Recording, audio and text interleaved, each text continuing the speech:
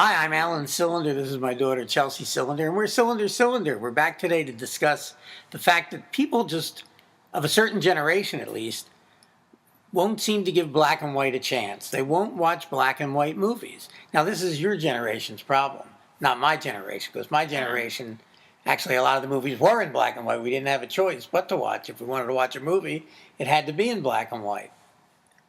Yeah, I think unfortunately that's the case. I'm not like that personally because I'd say if you go through my list of favorite movies, half of them are in black and white. But I think it has to do with the fact that people now who go to the movies, and I don't want to make like a huge generalization, but I just... You can. Well, I know I can, but like... In general, I think a lot of the people who go see movies are looking to watch something that doesn't take very much thought and that they can just watch a bunch of special effects and things that look really cool. A lot of the black and white movies don't have that, and I think they associate black and white movies with like really old movies that maybe they can't really relate to. But I think as a result of that, they don't really give them a chance, and so many of them are so great and worth watching. Black and white composition and the light and shadow effect of black and white is so striking compared to the special effects that they're looking for in and the explosions and things like that. There's a real art to black and white cinematography, and obviously it's their loss to not see this stuff. I definitely... sorry. No, go. I definitely agree with that. I think that with the special effects, there's something there that's like a spectacle that they can't get in everyday life, and that's why they want to go to the movies and be like, oh my god, like look at this is so cool. Like all these people are flying around doing crazy things, there's lots of explosions and things like that, and you can't really get that spectacle in black and white movies, even though the black and white movies may be spectacular. You know what I mean? Yeah, it's a good point, but the reality is there's even spectacular black and white movies. Well, There's yeah. some silent movies like Metropolis and The Original Thief of Baghdad that have a lot of spectacular special effects, spectacular for the time. Mm-hmm. Anyway, they obviously can't compare it to the things that they can do in film today. But they'd be missing, they probably would, you'd never be able to get them to watch a silent movie probably. Yeah. And I've shown you a lot of silent movies that you've liked. I really like silent movies. I actually know somebody who I went to school with who said that she would just not watch a silent movie because she just thought that she'd be really bored and just has no interest in watching it. But really, silent movies can be really entertaining, I think. You've watched Chaplin, you've watched Keaton. I love Chaplin. Yeah, Keaton's good.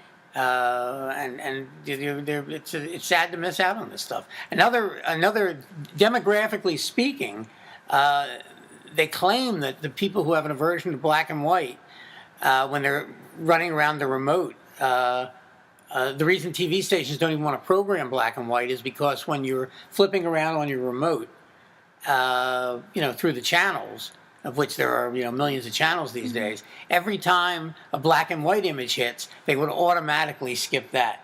Is that like an actual study? That's a complete study, and they wouldn't even give that a chance. So because advertisers don't want you flipping off, they want you to, maybe if you're flipping around the dials, they want you to see something that you'll like and stay on that station. There's a reluctance to even program black and white. Obviously, places like Turner Classic Movies program a lot of black and white because there's great black and white movies. All of Hitchcock's, I've shown you a lot of Hitchcock, and all of Hitchcock's pre-1948 movies are in black and white. And Psycho... The post ones are in... Some of them are. Psycho, which is his most famous movie, and which actually appeals to young moviegoers because it has a timeless effect. It's a very contemporary movie that doesn't seem to age. It doesn't play like an old movie, and it's a great movie. Is in black and white. It's one of my favorite movies. I love that movie. You liked a lot of Hitchcock movies that I showed you that were in black and white. Hitchcock's one of my favorite directors. Of course, Hitchcock did a lot of great stuff in color as well, but Billy Wilder is a director I've shown you. Wilder's one of my favorite directors also, and I think the majority of what I've seen of his is in black and white. The majority of his films are in black and white. And films like The Apartment and Some Like It Hot. Witness for the Prosecution. Yeah, you love it. You love that. That's one of my favorites. And one of your all-time favorites is Double Indemnity. I love that movie. Also by Billy Wilder. So good. And Sunset Boulevard. We can't forget Sunset Boulevard. No, that was good. These are all great movies. Stalag 17, all great movies made in black and white by the same filmmaker, Billy Wilder. So there's really a lot to choose from. I think those movies have a timeless effect as well. I mean, if you're just looking to watch a really good story that really. I think great movie. I think great movies. So you like Otto Preminger. Yeah, I do like Otto Preminger. And Anatomy of a Murder, really good movie. Man with a Golden Arm, Laura, all in black and white. He did Laura? He did. I didn't know that. I love that movie. He did. Yeah. Probably knew that at one time. Yeah, well, you can't But forget that. I just forgot. Famous Preminger Sorry. movie. It's one of his most famous movies. Anyway, I think that we should find a way to get people to try and watch black and white. I don't know how to do it. We can tie them up and, prop their eyelids open, as in Clockwork Orange, and make them watch black and white images and hope for the best. But otherwise, I see no hope for it. And here's another thing. This is what I had forgotten to mention before. Okay. One of the things that really shocks me, and if you're a movie buff, you might be shocked by this also, is the fact that people of my daughter's generation don't know who a lot of the biggest stars ever in movies are. Yeah. Like I was playing Apples to Apples, which I'm sure a lot of people know that game. But basically, I don't know that game. You don't know Apples to Apples? I don't think so. I got to teach you Apples to Apples. But so you would pick up a card, and somebody who I was playing with picked up a card, and they showed me the name of the card, and they were like, "I don't know who this is. Do you know who this is?" And it was Grace Kelly. I was just like, how do you not know who Grace Kelly is? I mean, she was a princess in addition to being a movie star. Another one was Clark Gable. They didn't know who that was either. Yeah, when you told me that, I found that shocking because it seems like everybody has seen Gone with the Wind, and that stars Clark Gable. I think Grace Kelly is even more shocking, though, than Clark Gable. To me, Clark Gable more so than Grace Kelly, but both would be shocking. It's unbelievable. I know someone that's never seen a film with Cary Grant in it. I mean, he made so many movies, and so many are great. How can you not have seen a movie with Cary Grant in it? Everybody seems to know Marilyn Monroe, but that's about where it begins and ends, I think, with old-time movie stars. I mean, do people know William Holden? Do they know Gary Cooper? I don't think so. I mean, I think they know some of the directors. Like, I think everybody knows Hitchcock.